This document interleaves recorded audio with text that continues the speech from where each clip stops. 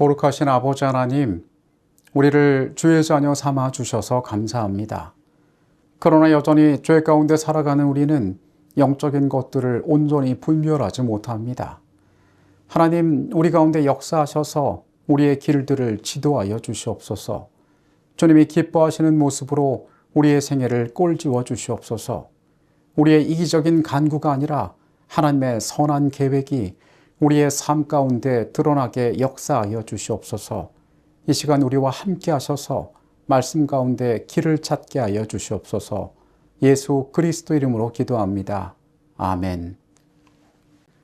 빌립보서 1장에서 바울은 디모데가 이 서신의 공동 발신자라는 사실을 언급하고 있습니다. 바울은 디모데가 자신의 동역자로서 얼마나 귀중한 존재인지 이 2장의 말씀에서 상세하게 설명하기 시작합니다. 우리는 성경의 여러 곳에서 디모데는 바울이 마게도냐로 파송한 복음 전도자로 묘사되는 것을 알고 있습니다. 그리고 고린도 교회로도 그는 여러 차례 보내어졌다고 말씀은 언급하고 있습니다. 오늘의 주제는 연단된 성품입니다. 디모데는 고린도에서 바울과 실라와 함께 일했던 적이 있습니다. 그리고 이후에는 에베소에서도 그들과 함께 사역하기도 하였습니다. 사도행적의 내용입니다. 이곳에서 바울은 다시 디모데를 만났는데 그는 바울이 1차 루스드라 방문을 끝낼 무렵에 바울이 당했던 고통을 목격하였으며 그때 받았던 감명이 시간을 흐를수록 깊어져 마침내 그 자신을 완전히 목회 사업에 바치는 것이 자기의 의무라는 것을 깨닫게 되었다. 그의 마음은 바울의 마음과 결합되었고 그래서 그는 길이 열리는 대로 사도를 도와 그의 수고를 분담하기를 갈망하였다. 바울은 디모데가 목회 사업의 신성성을 옳게 분별하고 다가올 고통과 핍박을 두려워 않으며 즐겨 가르침을 받기를 원하는 사람임을 발견하였다. 바울은 디모데가 그와 같은 마음을 품고 있었다라고 이야기합니다. 그가 여러 면에서 바울과 매우 유사한 인물이었음을 시사하고 있는 것입니다. 이소프시코프라는 헬라어 단어가 쓰였는데 이 단어의 뜻은 영혼이 같은, 마음이 같은 생각을 가진 이라는 뜻입니다. 그의 삶에 대한 철학과 방향 그리고 그 마음속에 품은 뜻이 디모데는 바울과 매우 유사했다라는 것입니다. 디모데는 그리스도에 대한 헌신, 복음 전파를 위한 열정적인 노력, 특히 빌립보인들에 대하여 깊은 관심을 보였던 인물이었습니다. 빌립보서 2장 19절부터 23절까지의 말씀을 봅니다.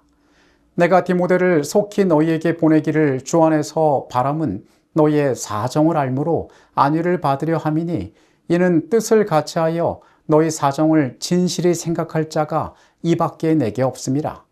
그들이 다 자기 일을 구하고 그리스도 예수의 일을 구하지 아니하되 디모데의 연단을 너희가 안 하니 자식이 아버지에게 함같이 나와 복음을 위하여 수고하였느니라. 그러므로 내가 내 일이 어떻게 될지를 보아서 곧 이 사람 보내기를 바라고. 고린도전서 4장 17절에서 바울은 디모데란 인물에 대하여 또 이렇게 이야기합니다. 이로 말미암아 내가 주 안에서 내 사랑하고 신실한 아들 디모데를 너희에게 보내었으니 그가 너희로 하여금 그리스도 예수 안에서 나의 행사 곧 내가 각처 각 교회에서 가르치는 것을 생각나게 하리라. 바울은 디모데가 가진 또 다른 특성으로 그의 연단된 성품을 언급하고 있습니다. 이 연단된 성품이란 단어는 시련을 통하여 철저히 시험받은 사람, 성품과 봉사가 진실한 것으로 입증된 사람을 의미하고 있습니다. 바울은 복음을 전파하며 함께 일했던 여러 기회들을 통해서 이것을 직접 디모데에게서 보았기 때문에 그의 삶에 이러한 특성이 있음을 알고 있었습니다. 한 사람이 만나는 역경은 그가 어떤 인내를 가지고 있는지 시험하며 그의 내면에 무엇이 들어있는지를 여실히 보여주는 것입니다. 선지자의 글은 여기에 대해 이렇게 언급하고 있습니다. 생애는 훈련의 장이다. 기질을 시험하기 위한 도전이 있을 것이다. 바른 정신으로 이런 도전을 대할 때 그리스도인의 덕성은 개발된다. 상처와 모욕은 온유하게 견디고 무례한 말들에 온화하게 대답하며 억압적인 행동을 친절로 응하는 것은 그리스도의 영이 마음속에 거하는 증거이다. 우리가 감당하도록 부름을 받은 모든 난관과 곤란을 잘 견딘다면 그리스도와 같은 품성을 개발하게 하고 그리스도인을 세상 사람과 구별하게 한다. 우리가 이 땅에서 연단을 통하여 새롭게 거듭나게 될 때 우리는 그리스도인으로서 세상과 구별하게 되어 있다라고 선지자의 글은 이야기합니다. 바울은 디모데에게서 그러한 연단의 성품의 빛을 바라보았던 것입니다.